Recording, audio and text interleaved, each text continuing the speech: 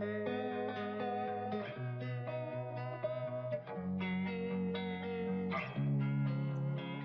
right, so you're welcome back to this week's market analysis from the Pipsoclock team. And this week we are going to focus on three instruments, three assets: gold, GBPUSD, and EURUSD. And so we are going to be operating this way. First, we'll find the trend, then the key levels, and then make projections. Okay, so let's go. We are starting with gold. So from last week, if you look at the chart there, now you can see that gold kind of recorded a new low against the last 2 weeks and still managed again to bounce back. And we thought that the US dollar had taken over already, but then the bulls bounced back almost immediately, and we saw gold recovering from Thursday through Friday, and what it formed there now is what we can call a hanging man. But then it's bullish, it closed bullish. So with what we're seeing here now, we can have two scenarios that may play out this coming week. First is this low recorded last week might be retested. I'm sure the BS will want to come back to push back a bit, okay, to see whether they can take this power back from the bulls, but we shall see how it plays out. And if this is a hanging man, for it to really be valid and you want to now bank on it to say, okay, there's a bearish reversal, of course you have to wait for this week to close below the close of this past week. Okay, that's number one. But then on the other side, you also want to look at it this way. Though it's a hanging man, yes, a hanging man signals a sell signal, right? Reversal signal for bearish signal. Now you will also consider the price action around there, and around there the price action there is showing us a pattern that last week's low was actually lower than the week before it, and the high lower than the high of the week before it. So we have a lower low and a lower high, and it also formed the hanging man. I personally would want to think here that, or assert here, that this can be a bit dicey and deceptive. Yeah, if you do not understand what the market is saying, which is where you need to bring in the faces of the market and impose it on this chart. Okay, are we on the distribution phase? Is it what's going on? To me, that is what I think is going on, because if you look at the analysis for last week, we also spotted it here. But then anything can happen in the markets, considering if the US dollar fails to hold forth on the gains of upper week and last week, then gold may pick up again. But does it have the momentum to actually do that? That is what we really need to consider. So if you look at the volume here is about 1.77 million. Yeah. Okay. Now, if you look at the week before, it's about 1.78 million, meaning that the volume here was lower. And consider the week before it, where it had over 2 million. So the volume is dropping up here. So we need to be very careful about this. I think that distribution is going on at the moment, and it can happen at any point in time, at any moment. It can happen at any moment that a heavy fall may happen before gold will now try to go make a newer high. That's in my opinion, that's what I see here. So let's trade carefully with gold, okay? And let's now move on to the 4 hours charts. And okay, before we get there first, let's even check the pivot points analysis. I'm going to use floor pivots for it. I'm going to use floor pivot points for it, and Let's see. So I plotted this already from nforex.com. You can use the pivot calculator there. And this week, I'm looking at this level here, 2678, and then you look at the weekly pivot at 2640. Now, we're between these levels, okay, price opening above 2640, for me, I think is something that has a very higher degree of its occurrence. It has a higher degree of probability of it occurring that is going to open above the weekly pivot points. Yes, and of course, if that happens, while we are focusing on the floor pivot point, but you shouldn't ignore what Camarilla will be saying, because at Camarilla, if you look at this price level here, 2667, 2667, and that happens to be the second resistance level for Friday, okay, just a little below it. So price might open Monday, but Monday being a quiet day, being bank holiday, would there be enough momentum to drive gold up there? That is what we have to watch to see, okay? But then you need to watch that level. Price may go test 2667, and if it's rejected there, then it will now head towards the pivot point, the weekly pivot point. Yeah, it may not be able to hit 2678 on Monday. It needs enough momentum because he has pushed already from almost 2604 or 2602. If you can check the low, let's look at the low of last week. The low of last week was around 2602. So he had already managed to push from there to where it is right now at 2656, even touching 2660.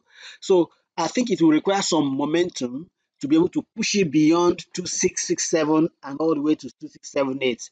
That's what I think, okay? But then if it manages to go up to 2667 first, then it might now come down to test your bets. What if it opens and find its way first to go test 2640? And at 2640, if we will impose here, let's come back here and impose a Fibonacci retracement to here, and we could actually do it this way. Let's do it this way first. If we run it from here, it may be too high. Okay, if we run it from here, it's still okay, it's still cool, because 50% retracement is around 2644. So which is still higher than the 2640 for the weekly pivot points. Yes, so 2644, 50% retracement. Then 2634 is another place, 38% 38.2% retracement. That's another place to watch out for. Then if we will now look at what can we expect on Monday. If Monday the holidays are ignored, but because of the bank holidays, volume may not easily be accessible. The liquidity to push it may not really be there. So the BS, I don't know whether they will be able to survive it anyway, but let's see. Then if you now look at just taking what happened last week, okay, so taking the high and the lowest for last week, which just happened between the lowest happened on Thursday and the highest of last week happened on Friday. Did it? No, not on Friday. That's not it. Yes, I think no, that's not where the highest happened. The highest happened on Monday, but this is Friday, Thursday, Wednesday, Tuesday, Monday. So we have to connect back to the highest on Monday. So take it back here. Okay, so let's take it there. Good. I think it's okay there. So now, based on that, we are just continuing just last week. So you can now see that 50% retracement will be around 2631. 2631. If you just take what happened last week, 2631. And it's interesting to note that that height is quite high. It's quite low. That depth rather is quite low. The 50% retracement there is quite low. And the question is, would there be momentum to push it to that place? You never can tell. It could drive itself there slowly. Okay.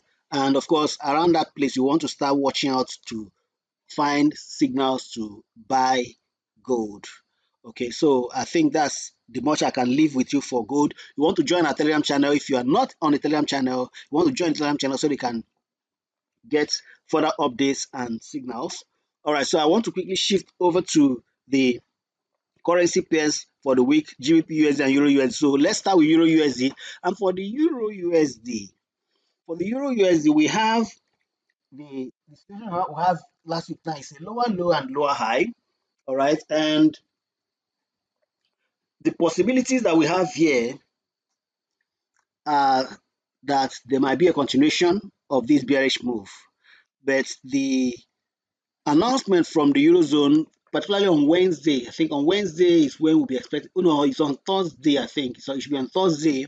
On Thursday that we'll be expecting the interest rate report, the major refinancing rates for the Eurozone, and the ECB press conference on Thursday. Yes, 1:15 and 1:45 p.m. Thursday, GMT +1.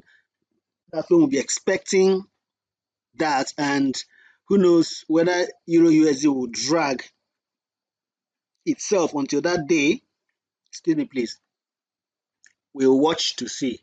But we have a lower low and a lower high, and we have a bearish continuation. So if we will now switch over here, if we switch over here and go to 4 hours, okay, and look at what happened last week. What happened last week is a bearish market, but the volume, let's even check, the volume wasn't as high as much as, because the week before it had 86, that's 861,381, but last week we had 753. The volume is reducing, so meaning that we need to watch it also. We need to really be watchful about that. So let's quickly switch over here to see what to expect. Switch to EURUSD. Okay, so now here we are, and from what we have here now, I think that's okay. I think it's just a bearish we have to paint here. So let's just quickly take this and take it up here. So this was all about last week, Friday, Thursday, Wednesday, Tuesday, Monday. So from the low to the highest. So we'll be looking at probably finding a sell point around 50% replacement here at 1.09483. So around this place. I think that's it for the euro. And then for GBPUSD, I think the same scenario is painted here too. The same scenario played out, only that the GBPUSD is still trading above all of the moving average, the 200 period moving average, and so on. So both 50 and 21 period moving averages, the GBPUSD is still trading above them. And you need to also watch, could this form an evening star? We don't know, but let's watch and see. So there is still a bearish continuation that is formed there. So while we just go over to the let's quickly look at this here from the 4 hours time frame and the 1 hour time frame. So I'm going to use 1 hour rather. So let's work on this and quickly push it. This is, I think this is the highest. This is the Monday to Friday, Thursday, Wednesday, Tuesday, Monday. So we'll be looking at key level here at 50% replacement around here at 1.3078. So as price retraces all the way from here all the way to here, you look for signal to sell here, and if it beats that place, look for signal around here or even up to this 1.31029. so you just have to watch out for this, and I think these are the areas to watch out for. So for more on this, you want to join our Telegram channel for signals that come out from any of these or a combination of these to help you trade more profitably. I want to just stop it here and trust that you trade to win. From all of us here at Pipsoclock, we want to wish you a very profitable trading week ahead.